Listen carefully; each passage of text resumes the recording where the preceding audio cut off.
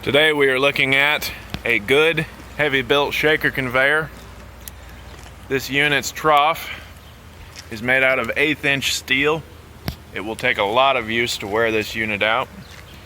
We checked over all of the working components. We put this unit through the shop and it is ready to go to work for a long time.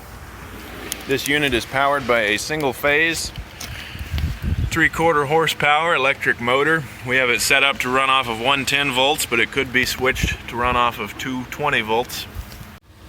The dimensions at the discharge are 12 inches in width by 8 inches in depth, and it discharges at 6 inches off of the ground.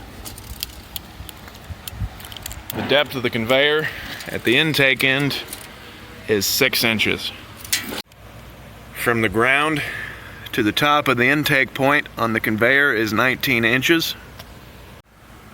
The overall length of the conveyor trough is 63 inches. The overall length of the conveyor from the edge of the frame to the discharge is 74 inches. We're adding 2 inches because the motor hangs over the edge a little bit. The overall width of the unit from the edge of the frame to the edge of the guard is 20 inches. We're going to fire the unit up for you now. Here you can see the unit running. Now, because the unit is not bolted firmly to a concrete floor, there is some excess vibration that will come out of the unit when it is installed properly. You can see the unit run.